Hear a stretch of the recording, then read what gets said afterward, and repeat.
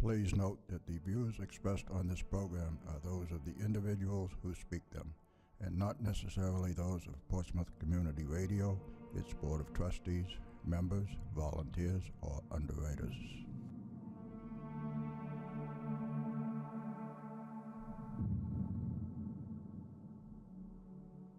Good evening and welcome to Spirit Radio.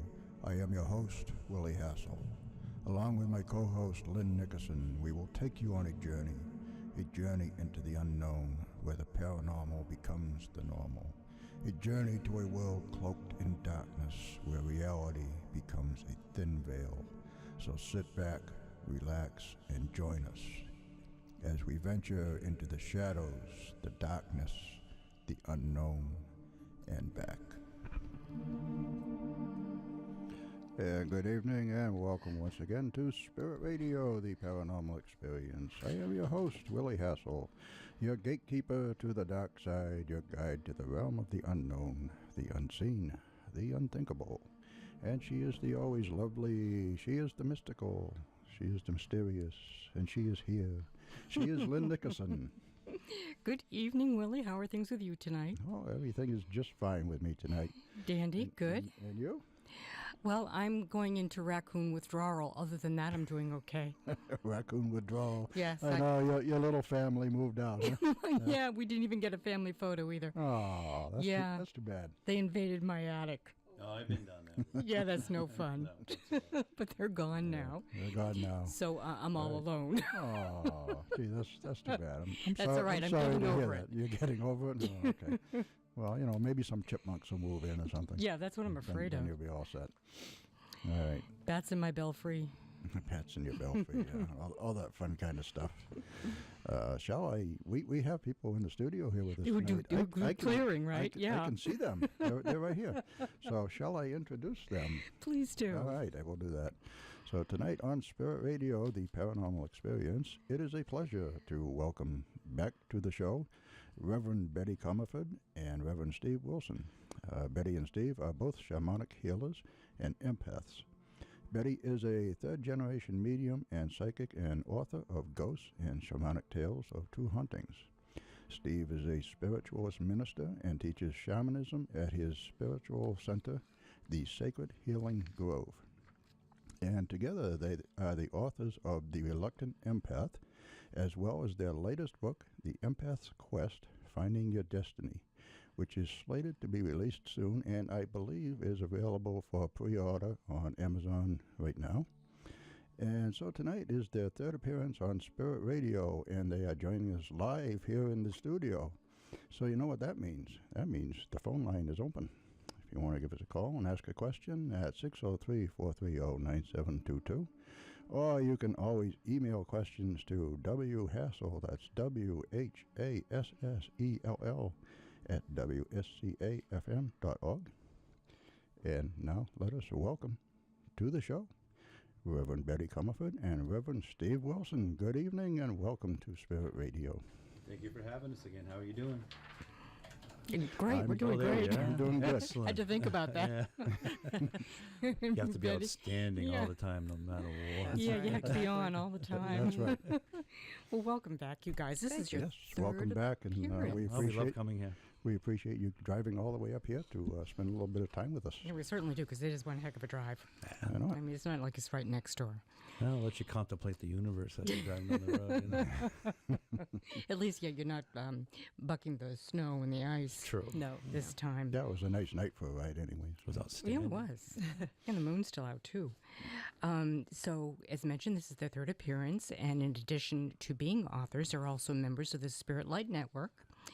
And that is a group of psychic empaths who assist in identifying souls who are still with us. But they also assist in crossing them over to their rightful place in the spirit world. So their first book is Ghosts and Shamanic Tales of True Hauntings, which chronicles their many investigative adventures. Their second book, The Reluctant Empath, focuses on identifying empathic abilities and how to deal with them. And their third book, The Empath's Quest, is a natural step in the continuation of this topic.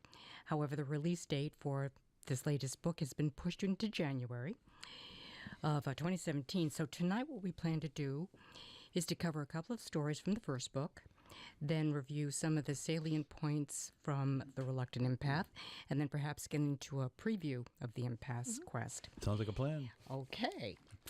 So, beginning with Ghost and Shamanic Tales of True Hauntings, I was hoping to kind of go over chapters 6 and 7. And chapter 6 has to do with the Coconut Grove and the Victorian house. And you had gone there initially to see whether or not the spirits approved of the diaries being published. So I thought maybe we could refresh the audience's memory on you arriving and what you felt and what you experienced once you got there. And this house, is it in New Hampshire or was it Massachusetts? It's in New Hampshire. New Hampshire, okay. On the coastline somewhere. Yes. Okay, so take it away. Have fun with that, Betty. The woman that owned the house was the first person outside of the family to own the house, and I think the house was over 150 Correct. years old. Oh, neat. A lot So- of really neat stuff there that should, a lot of history. A lot of history. And she had found these old diaries, and believing in spirits and feeling the spirits of the house, she wanted to make sure that they were okay with her publishing their Sure. private diaries. Did the original owners, though, were they aware of the diaries? I mean, why did they leave that behind? You'd be surprised what gets left behind in old houses Yeah. we've bumped Was it into. in the attic or? I'm just- not I don't sure. remember where she found them. No. I don't Okay. remember. But Well, anyway, what a find. it was an amazing find. Yeah. Amazing find. So we started walking throughout the house, and I remember standing in the foyer, and Steve was in another room, and I was with one of the other members, a woman by the name of Amy, and all of a sudden I yelped because I felt my side was on fire, and it was incredibly, incredibly painful. And it took a little while for me to kind of move that energy out. That's kind of frightening. Though. It was very frightening because it was totally unexpected. We were talking about something entirely different, and all of a sudden I felt this pain. So the woman was very graciously, she made us lunch, and we That were was sitting nice. there, and Steve was telling her all that he was feeling in the house. The shoes, remember? You kept Oh yeah, seeing the old shoes. minister. Yeah, there was a tie into the town. Wasn't the house also like she was the head of the historical society for the whole town? Yes, she was. Yeah, Oh, so- really?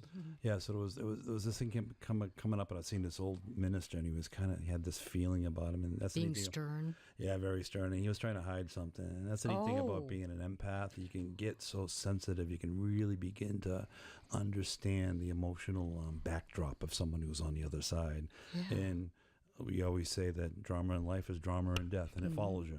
So, but this particular guy, someone was trying to give me a clue about what he was all about, and I was seeing these shoes, and then we got closer to it, and then she goes, "Oh my God!"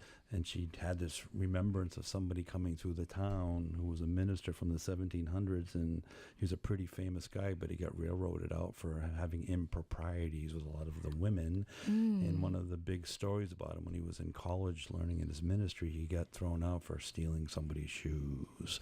So yeah, so it was those kinds of things are fun, Yeah. Catching on fire, not so much. That was that was not But fun. you were also picking up on shoes for another reason, another historical reason too, right? Yeah, Okay, well, back to Betty's story, and then we'll get. you have to remind me. It's been a while. So I started telling the woman what I had felt, and her face suddenly went white, and she said, "Show me exactly where you were standing." So I took her back out to the foyer, and I hadn't noticed that there was a little table with a photograph. And I showed her where I was standing, and she looked at the photograph, and she said, "Do you know who this is?" And I said, "No. Well, why would I know?" It turned out that was a photograph of a woman that used to live in that house, and she and her husband died in the famous Copacabana fire in Boston that took place in 1947. Over 500 people, I believe, died in that fire, and they died in that fire, and I really felt that I had felt her Yeah. death in that moment. Later on in the day, Amy captured an incredible EVP of a woman, very raspy voice, as if you're full of smoke and Can't she- can't talk. and then she can't talk, and that I think that Followed it with her to the other side. they Yeah. followed her with her. Yeah, And but the voice said that there were three of them, and they, There were three they of them did there. want to be cleared. Right? No, they wanted to. That was their home. Mm-hmm. Oh, I thought they wanted to go. People ask us this question all the time. What if they don't want to go? in the process of how this works with helping somebody cross over, I mean, to be stuck here in the first place, there has to be some kind of an energetic Attachment. tie to here. Attachment's a good word. But it's a heaviness in the field, and empathically you feel that. And whether it be a lower emotion, a grief, a guilt, attachment to possessions. Unfinished business. Unfinished business. And so and what it really comes down to for us is we process that for them to the best of our ability, and then the next step of that is to raise and increase the vibration of the moment for the spirit. And every time we've been able to do that, we're pretty successful. Sometimes it's a little bit more work for us, and it's usually not them as much as it is us to get past that process. And I say this to people all the time: if someone on the other side could for a moment feel what that feels like to not be here, there's no way in the world they would hang around. And we've had that happen. You know, we've brought spirits to that space, like, and it's the most beautiful thing on the face of the planet. It's like pure opening of love, for lack of a better word. We don't even like calling it love anymore. It's just this very high, intense vibration that makes your whole body sing, for lack of a better word. It's whatever you would think heaven is, or paradise. Just euphoria, huh? Yes. And the neat thing about that, we felt that in life a bunch of times at different times when we've done things. And so it's henceforth the next set of books, you know, to try to explain where that's all taking us. You know? That almost sounds like overload, constant euphoria. I don't know if I could take it. It's you eat too much lobster, you get used to it, and you're looking for a bigger lobster. And I never get tired of lobster. No, me neither. So what about the shoes you kept picking up on? I'm trying to remember now. Well, some I with think buckles. It was the owners, the two original owners that built the house. Their business Was the the shoe shoe were business. shoes. And I That's believe, right. I'm trying to remember the story. I Yeah. believe that in Massachusetts, I think the town of Haverhill It was Haverhill. was known for shoes. The shoe Shoes. manufacturing. They had shoe yeah. manufacturers. Yeah. So that's probably where they made their money, Right. I believe. Yeah, it's some of that we get calls to go to some pretty intense historical places. Some we can't really talk about it for whatever reason, but that's always been the most fun for us as empathic people, as shamanic healers. You know, being that open to things, because history in itself and objects from history tend to hang on to That's right, hold energetic the energy. connection, and it's just amazing. So in follow-up to this house, did you get a chance to go back and get permission about the diaries being published? We never did. We never did go back, which is too bad. Darn, Either we did a really good job or we didn't. Yeah. Well, it would be almost worth a phone call to see if she took that step and did it, because I just think it would be wonderful. Yeah, that whole one was set up by somebody else that actually, Yes, it was. another historian who kind of Yeah. brought us there. And just a thought on that, you know, a spirit having a problem with that, that's more of a problem. Because if it's like that would be an attachment to something. So it goes back to that whole thing of this energy process. If we could bring them to that place where they feel that really shouldn't matter. Yeah, that they wouldn't care. But if they were still hanging around, I'm thinking probably they still probably have may the care. You attachment. know, everybody has a little skeleton in the closet they don't want people to see. You know, on the other, Absolutely. especially on the other side.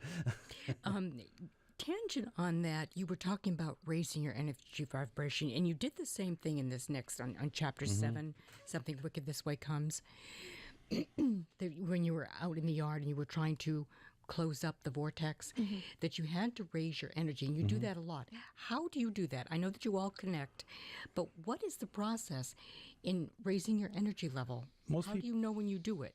You can't help but not feel it. You feel it. How do you feel when you're depressed? Heavy, time's dragging, and just like not very good. How do you feel when you're in love? Light as a feather and time flies. So that it teaches you something very intrinsically about this ability we have within ourselves to switch our energetic context. And you learn that as an empath along the way, because you're constantly feeling the energies of all your surroundings. So all of a sudden you're just like, oh, I got to figure out how to raise myself up beyond this lower vibration of another person or a place or a space or even a spirit. And so a lot of people do it with prayer or ritual, drumming, saging. But when you take it to the next level, you begin to have this realization within yourself that it's just an opening, a place that you felt before. And what I call it is energetic memory. And so it's a question of bringing yourself to that energetic memory of the higher vibration. people always ask me, why don't you stay there all the time? Well, life is life. Yeah. So You have to deal with stuff. so when you're brought into situations, whether you'd be surprised how many times, you can ask Bety, it's like all of a sudden somebody will come into our lives that is having an issue and we don't know them from a hole in the wall, but you just all of a sudden know, oh, I have to have a very sacred experience and be present to this person. And when you do that, you have the energetic memory of that, and you shift instantly in what they need to know and what they need to hear and what they need to feel through you actually happens. And I've had that happen hundreds and hundreds of times in my life. Very beautiful moments. Some very tough, but... So I guess it's kind of based initially on intent, is what you want to do, and then you must have some way that you trigger yourself to get there, like thinking of a pleasant memory or something. I know how it feels, so I just go to how it feels. You go to how it feels. Some okay. people do have their happy place and things like that. Yeah, we call it the happy place. happy place. Or you It's have like a pleasant trigger. memory. A trigger. You know? Yeah, a trigger. I like strawberry shortcake. Bam! I'm full of I'm love. there. Yeah, something in your life that made you so happy in that moment. It's like music. A song That's a will good trigger a analogy. memory. And right then you're back there. in that moment. And Yep. that's pretty much what he's talking about, to get you to that level. Okay. And the wonderful thing about that is that when you get into that level and your energy does rise and your vibration rises, you are giving permission to the person that's with you to be authentic, to be themselves, because that's what the energy does. You're holding space for You're them. holding space for them, so now they Or can creating start. space. They can start their journey of self-discovery. Okay. Thank you for that. No problem. So getting on to Chapter 7, Something Wicked This Way Comes. That was quite a trying adventure. This Judy woman, she moved into this house. She'd lived there for 3 months, and she had nothing but disaster, and she got depressed. Her kids felt it. And then she discovered that someone had, well, not cursed her, but certainly gave her Had the an issue. evil eye, but had a charm. So I wanted to touch on what it was you felt when you first approached the place, because you definitely had a physical reaction to that area. So if you take it from there. Well, a lot of this, what we talk about, and the practice of what you have to really learn with yourself to be able to do these kinds of things, you have to know where you begin and where you end, okay?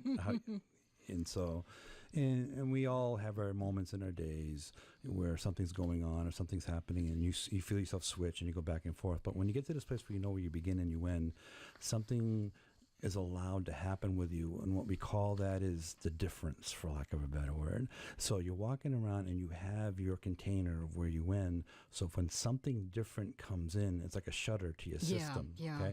Now most people are just like walking around oblivious to that, but that sensitivity is really awesome to be able to develop. So and people, well, how can you do that all day? I was like, I don't know any other way to be, because I want to know if something's going to happen. So walking into that place in a space, being totally unconditional, no judgment about it whatsoever, holding where I'm at and allowing whatever is there to come in. If it doesn't feel good, I'm going to know pretty quick. And so it tends to physically feel like a very staticky experience coming into you, a cold experience coming into you. It can be an emotional lower, like sadness or anger coming into you. What about the tightening of the chest? We also that get the can be pain that. in the Yeah. chest. It's like oil and vinegar. Yeah. It's like a lower vibration coming into a higher vibration. And for me, personally, it's like a pain in my chest, tightening of my stomach. Willie and I were just on an investigation a couple of weeks ago, and when we approached the doorway to this house, I got that. It was like, Yep. Fun, huh? yeah, constriction. And then I had difficulty breathing. Yeah. Yep. So I know exactly what you're talking about. And as I walked through the house, I just kept deep breathing to try and get rid of that feeling. And it did dissipate. It did Yep. go away, very fortunately. Now, you mentioned that Amy had a dream Yes. before going to this investigation, as well as yourself, right, Steve? So Amy saw some kind of dark entity coming up out of the ground. Amy is one of the team members of Yes. Spirit Light Network. And she said that it was a dark thing, and she said it started snowing, and then she and her daughter, or she and another person, started throwing snowballs at this entity. She and the children. And it slithered back into the ground, but it said, "We're not done yet." And then what was your dream, Steve? No, I'm trying to remember. I'm trying to this. remember the It's story. been so long. I think it was more about the person who started the process. Somebody was attached or had a problem with the person that moved into the house. Oh, and also you mentioned you thought something was buried in the ground. Yeah. That's what right. it was. But I didn't recall the dream. Yeah, a lot. Wasn't specific. A lot of times, this is a neat thing about the group when we first started it. We made this rule where we weren't allowed to like research, and when nobody was supposed to tell us what was going on until we got there. I think that's a good idea. And we called it Blues Clues, for lack of a better word. So all of a sudden, as we got going with it, some of us would get dreams or little hits about this just to pay attention. If I remember correctly, the hit back then for that one was actually someone that I knew out in the community had an issue with the particular person at the house. I didn't know the particulars, so when we got there and we started having the discussions about, who they hang around with, their community, any kind of religious affiliations or lack of thereof, and all of a sudden, click, you've been hanging around, there's the dream. All right, so there's some kind of an issue somebody's having with somebody. I studied a lot of the occult growing up. I had to because of my empathic thing and having... Well, until you learn it and get it all in context. Yeah, it's a feeling experience. It's what is the energy of it? Yeah. And a lot of it has to do with intent. Yeah. So anyway, the property had originally been owned by one of the judges from the witchcraft trials, 1692 and 3. Mm-hmm. And you picked up on that, didn't you, Bety? I had a vision of the Salem judge, and I'm thinking, why am I seeing one of the judges from the Salem witch trials? This is bizarre. And I just kind of filed it away until we went there. I had to go there. I like to jump in the mud. God, that is so interesting to get it, verified like that. Actually, wasn't one of your ancestors? Yeah, they're like an ancestor seriously? down there too. So the plot thickens. The plot thickens. One of his ancestors, I think, was one of the judges. Oh, very cool. So you went through the house, and then Amy went down into the basement, into the young girl's bedroom, and she felt this ball of energy over the bed, and you felt that as well? Right. So what is that kind of like? Just like a static Very staticky. field of energy? Kind of Staticky, almost like heavy, an orb? cold. It's a different thing. It's like if you're walking along and all of a sudden you walk through a swarm of mosquitoes, it's going to get your attention. But they tend to be colder because high vibration has a warmth to it. The static kinetic energy moving. So, and anything that's kind of heavy and I'm going to say dark, I don't get into evil, but just a lesser vibration. Yeah. There's less movement in the energy, so it tends to be cold. It's quantum physics. But what exactly was that? Was it an entity? Was it a vortex? If I remember correctly, that one was more of like a ball of energy that Just was a ball kind of of energy. hanging out there. Then it was opening up a space. It was above the girl's bed. Yeah, Okay. which happens a lot. Does it? A wicked lot. And we've run into things out there that do store negative energy or kind of perpetuate a process in a home or in an area where they'll make it happen as a food source, for lack of a better word. There's actually a name for the deity, but... Oh, okay, a food source. This kind of like an invisible orb, almost? Yeah, some of us can see them. Oh, could you? Yeah, some places we've been able to see them. Yes. Oh, my goodness, that's interesting. Okay, so you walked outside, and there was a rock, and now David, a member of your team, Mm-hmm, correct. he was, kind of like, I don't know, sensing the vibration of the rock, and said the rock was okay, but something around it was not okay. Mm-hmm. Right. Something around it was negative. So you finally discovered a section where you thought maybe something had been buried. Yes. And then she admitted that there had been a charm, Yeah. which is, gives me the creeps just thinking about it. Actually, in the book, there's a photograph. Of One the of the- energy. one of the girls The energy coming got out of the charm. Oh, that thing? That thing coming up out of the ground. Yeah. Yeah, that was pretty That was really creepy. So I think it's fun. I mean, it was fun. It's creepy fun. did you ever dig it up, or did you just neutralize it? We neutralized it. Neutralized it. Because Okay. we would have been all night there trying to dig up this tiny little charm, but we were able to zero in on the energy of it and the it was intention that of it. Little.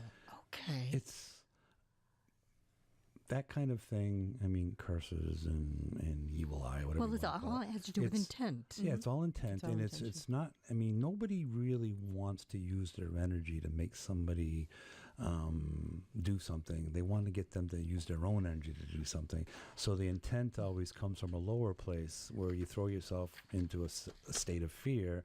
Next thing you know, your imagination's running wild and your feelings running wild. And so you're becoming your own worst enemy. And that's most of the time how that kind of And thing you're works. feeding that intention. Yeah. Yeah. And it's no different than a spirit that's hanging around who's a jerk. You know? Yeah, but that seemed to be really powerful and had quite an impact on her whole family. It did. Yeah. It So- went after us for a little bit while after that. Yeah, I was going to follow it Yeah. up with that. That was kind of concerning. I've done a lot of that kind of work over the years, and a lot of times when you get in the middle of something, they don't like when you interfere. When you interfere. Yeah, so, but, yeah. So, did you have any dreams after that, Bety? I think I did Mm-hmm. some dark dreams, but we've learned we just don't give it any energy. It's like, Yeah. whatever. And you were kind of like plagued with this energy for a while, It took a right? little bit to get you it were down. cold. A lot. You have to go through this. The thinking is, or the knowing of it all is, if You just kind of ignore it. you ignore it, because if you attack it, now you've become a worthy opponent, and it goes back Truly. and forth. You know. Yes. And so in that, you're just feeding a system that will continue on and on and on. You said something really interesting at the end of that magic, if you do Magic given is magic owed. is magic owed. Would you like to expound on that a little bit? Because I don't think everybody realizes, kids that get into witchcraft and whatnot, they don't understand the power of it, and they don't give it the respect it deserves. Mm-hmm. Well, it's got to do with manifestation. In the shamanic thought process, and actually it's a big part of the next book that's coming out. Oh, good. We all have this ability, because we have to manifest our reality, okay? And the manifestation of our reality always comes from a place of lack and fear, because if you had it, you wouldn't want to manifest it. So, Well, you can make things better, though. yeah, but most people make things better. And this is the weird thing that I've noticed along my life. I'd be amazed how many things I've made happen and better. And, Yeah. and you get there, it's like, ugh, it didn't turn out so good. And it turns into a big lesson. And so this thinking came up about, well, what are we supposed to really have? And maybe we don't really know. So what we do is, when we're manifesting, we do something called situational manifestation, where it's a tool for the next progress for our evolution. Yes, Okay. yes. So a lot of that lesser kind of thing of manifesting charms and needs and great jobs and boyfriends and girlfriends and all those kinds of things is coming from a lack place. And we're getting stronger and stronger and stronger as human beings. We're seeing it happen more and more out there. And so playing around comes from the earthly part of energy. You know what I'm saying? If you're doing your destiny, you're kind of grabbing from a very high frequency. And when you're in that Yeah. place, it just happens automatically. Yeah. It's like I tell people all the time, it's like, my life is amazing. And I was homeless for a long time, but my life was amazing. And I had to get into this bandwagon of just finding my destiny. But when I was doing that lower stuff down there, trying to make things happen, if I was taking energies from the earth, I had to have some kind of respect to it. And what it comes down to is duality, have and have not. And there was always a payment that had to be given. And I've had some pretty over-the-top creepy things happen along the way where I got tricked into making things happen, and next thing you know, somebody's coming for payment, and it wasn't fun. Yeah. I'm actually being very vague about that, but Maybe you can tell me more later. yeah, I don't want some things I don't want to throw out there. But. Well, we're at the bottom of the hour, so we're going to have to take a break. We're talking to Bety Comerford and Steve Wilson, and their latest book is The Empath's Quest. And we'll be back in just a couple of minutes, so don't go away. Supernatural Magazine, the UK's newest paranormal magazine, provides support to Spirit Radio, the Paranormal Experience. It is the magazine's goal to bring every aspect of supernatural news and research from around the world under one roof to create a universal platform for all those interested in the supernatural. More information is available at supernaturalmagazine.com. You are listening to Spirit Radio, the Paranormal Experience on WSCA 106.1 FM, and we'll be right back after this short break.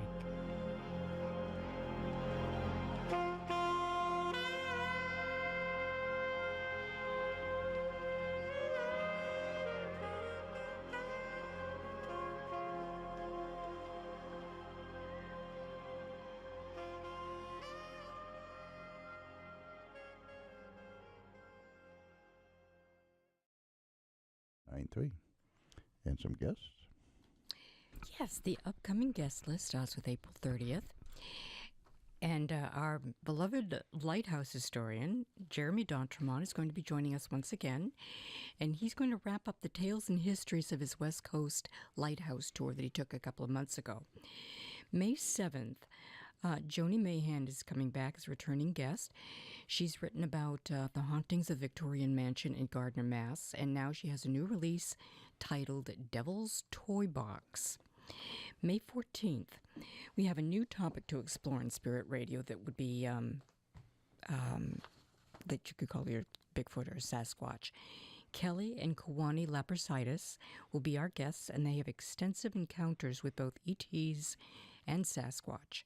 Kawani, who is an author of 2 books on the subject, has done extensive research over the past 40 years, and his wife Kelly is an empath, and she too has had many communications with Sasquatch, so this will be a different show. May 21st, we're welcoming Michelle Matuzas, and she has a new tarot deck out, which is finally ready for release. And Michelle is a psychic medium empath who is also an historic reenactor and a member of the Spirit Light Network and a very good friend of our 2 guests tonight. And in addition, she's also an artist, and she's releasing this deck of tarot cards, all of which display her artwork, so we'll be talking to her about that.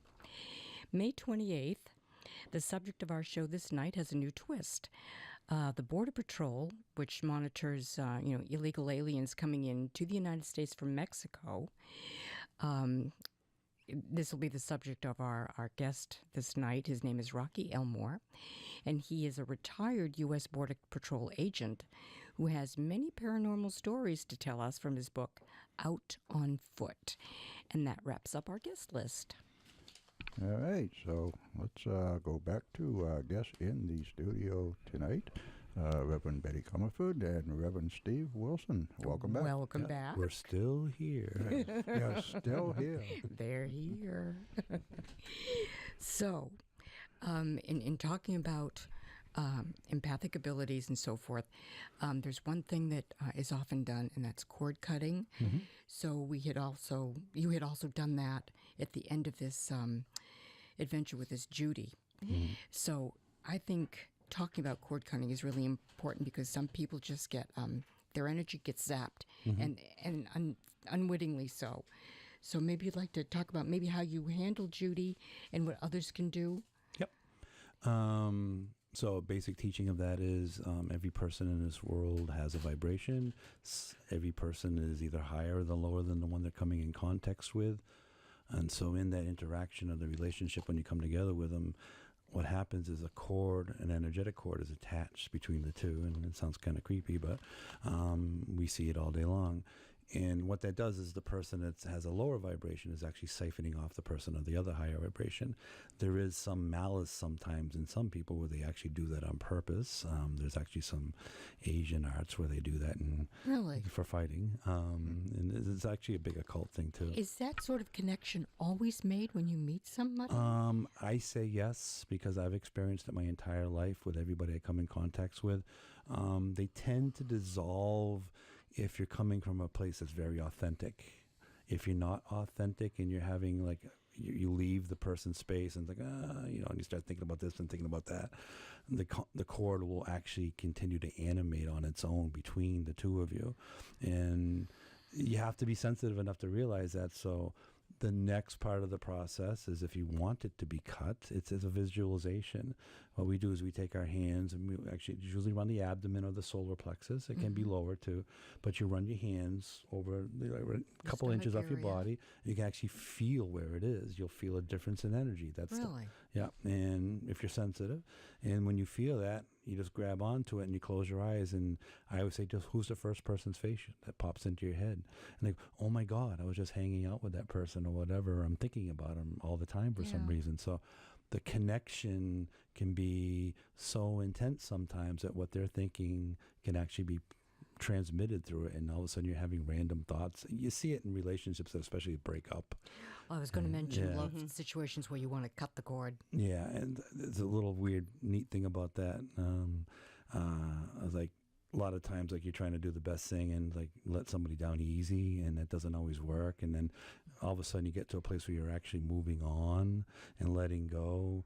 And I always tell people, the second you really let go, I guarantee the other person knows it and starts calling you or trying to track you down because they're not getting your energy anymore. See it over and over and over again.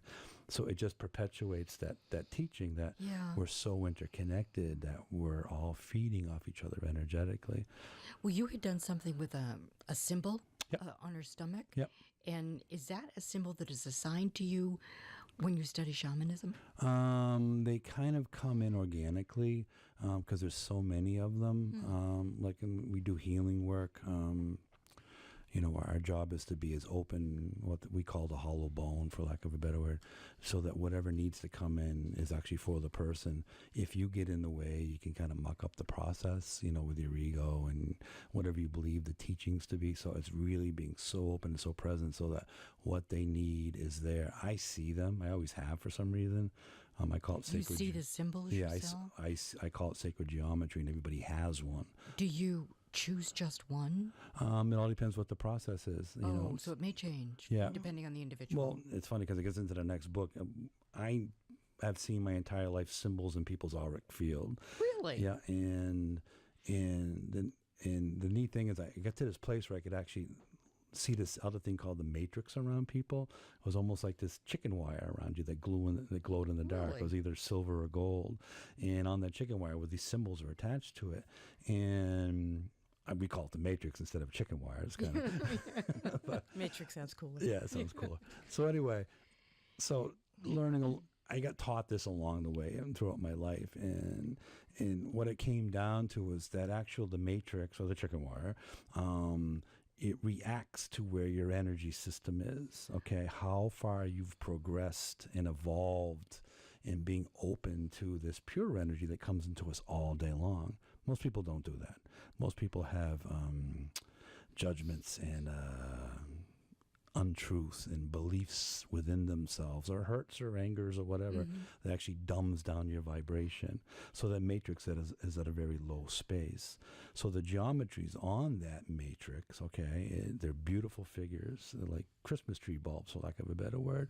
And so I all of a sudden one day saw in this person I was working with, their matrix started to glow a little brighter, and it's almost like it glowed to this point where it connected with one of those geometries, and it exploded all through the person's space, and they were having this ecstatic experience, like, oh my God, what just happened? And it's like I don't know, but that was cool.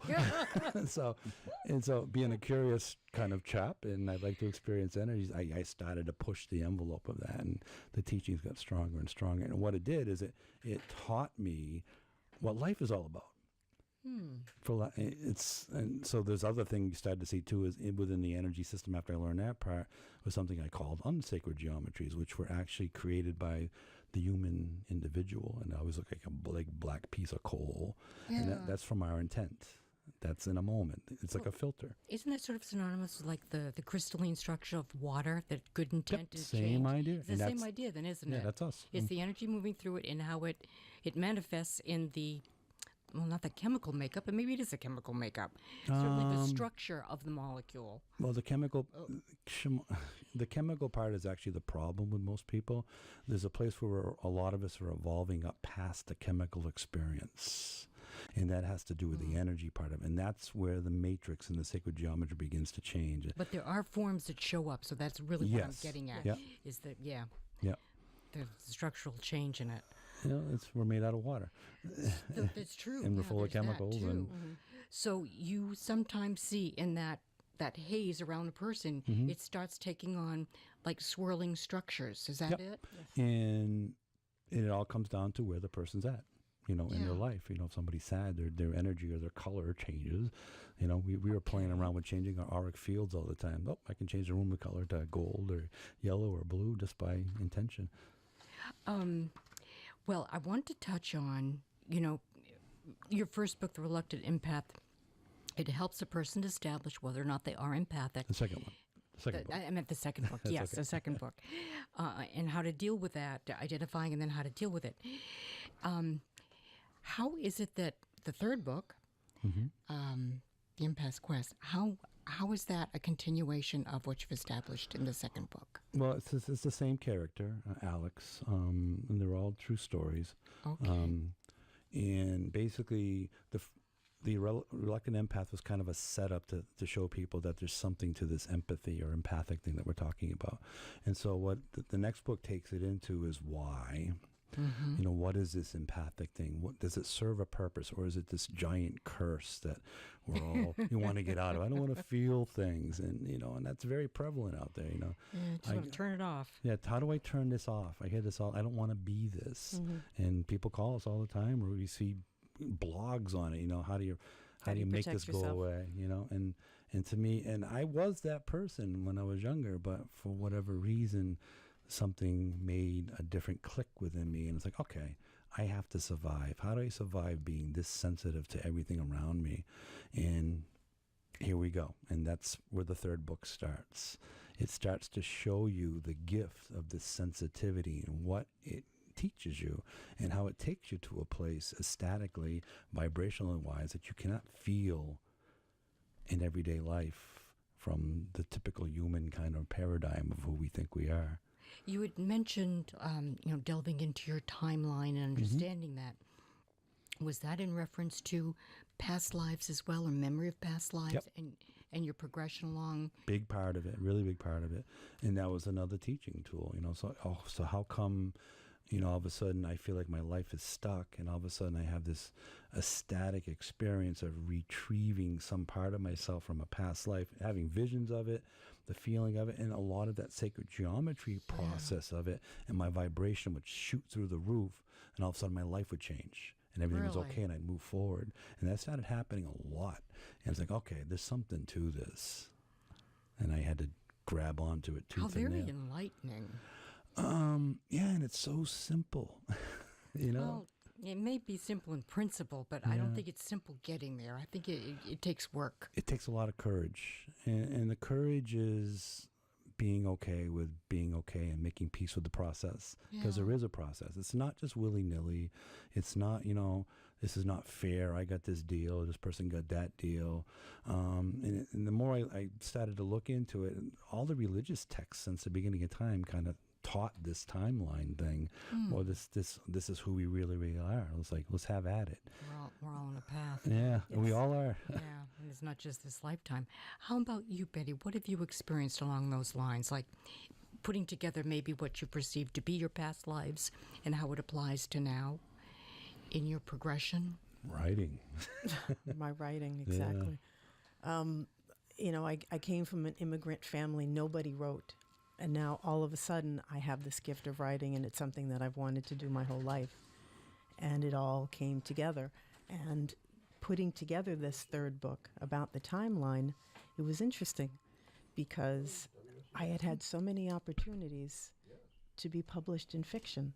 Really? I won contests. I met with agents and editors, and right at the last minute it would all fall apart. Really? But that was part of my timeline. It wasn't meant to happen at that moment. And to take perhaps a different approach. Exactly. Making it nonfiction. And you met me. And I'll tell you, this book changed my life. I mean, I wrote it, and it changed my life. It really did. How so? Because it made me realize that what somebody might think of as a failure, because something that they really wanted didn't happen. It was a way of showing you something. It's a way of showing you perhaps that there's something else for you. For example, we use Alex Empath. He wanted to be a rock star. And that's what he worked towards it, and he came so close, and it fell apart. But all those years of wanting to be a rock star and being on the stage gave him the courage to speak in front of people and to articulate. That never would have happened. Yeah. If he hadn't had this rock There's still star. that disappointment that you've got to get over, though, in setting that You have aside. to get over it. It's like the whole rock star thing. It's like, we have L on the line with you. oh, Hello. hello. Hello. Hi. Hi there. Hey, my name's Al. I worked with Willie on a few cases. Awesome. Okay, great. Yeah, and I was curious. How do you when you're first starting out with being empath, how do you deal with this? Good question. There's a lot of teachings on the element of water, a lot of teachings on the chakra system, but all these teachings all go to this ability to be able to let this energy flow through you. We call it transparency, and the basic premise is if there's no fear within you, then the energies that are coming towards you have nothing to stick to. Fear, anger, any of those kinds of emotions create densities within your space, within your body. And so when these outside entities, energies, whatever come towards you, that's what they're looking for. I look at everything as a food source. Our planet's designed to be eat or be eaten. You know, that's energy, you know. And so if I'm not a food source for some of these things, guess what? Yeah, they're going to go away. They're going to go away until you get to the place where we do this next thing called flypaper, where they stick to you and you have to deal with them whether you like it or not. So, but that's the service part of it. So to answer your question, it's a lot of training as far as when you start to sense an energy coming to you, not reacting to it. If you react to it, you're actually using your own energy to make it more intense. Does that make sense? Yeah, in a way, because like when I'm at work, okay, when something's happening at work, I can sense it and I know what's happening. That's awesome. Probably don't think so. And I just You ever heard of something called grounding? As a sensitive or anything like that. Yeah, you ever heard of something called grounding before, or the process of grounding? Just what I read from Michelle Bellinger's book. Well, so the thought process of grounding is something that has to do with the chakra system, but it also has something to do with the element of water. And emotionally, how we work is chemicals in our body. So what we do in shamanism, instead of the energies that come to us keying into the chemicals in our body, we catch the energy first and we ground them out. And that sounds kind of weird, but you can actually feel your feet tingle when it happens. So there's some different things. There's a process we call the red ball, where you actually see a red ball under your feet about a foot under the ground. And the energy, when you bring that up into your abdomen, it'll actually catch the energies and put it out. But think about it this way. When you were being gestated in your mom's womb, what was she doing? She was eating plants and animals and taking minerals in, and all that energy, all those things of the earth went into making your body so that your soul can come in and have a vehicle to ride around and have this great time here. And so in that means your body has a connection to every element in the earth. And when you remember that, whatever happens to you energetically coming towards you is just going to flow right through. The only time it stops is when we begin to get into like a judgment of the experience. And I know it gets uncomfortable because I've been there, but I felt things that are so over the top, and I'm like, yeah, cool, this is just a neat experience. I don't give it any job to do, and it just flows through me. And it's a little bit of a practice, and there are some visualizations. Some people use tree roots to ground out, but think about a tree. You know, trees take in our carbon dioxide all day long and make oxygen for us, you know, and then they filter our water. They take the water up from the earth and bring it up to the trunk and do all their kind of cool stuff with that. But the cool thing is, like, I look at maple trees. They make syrup for us, the sweetness, because they don't judge the experience. They like being trees. I always felt like I was thrice blessed. Mm-hmm. Okay, You are. I felt like I was blessed by God, by nature, and by man. I believe everybody is, but some of us are a little bit ahead of the curve, so you're probably in that perspective. And when I walk into a place, I feel... you feel the intention of whatever was left behind, that the intention tagged with the energy. The intention is what screws up the energy if you're feeling and it doesn't feel good.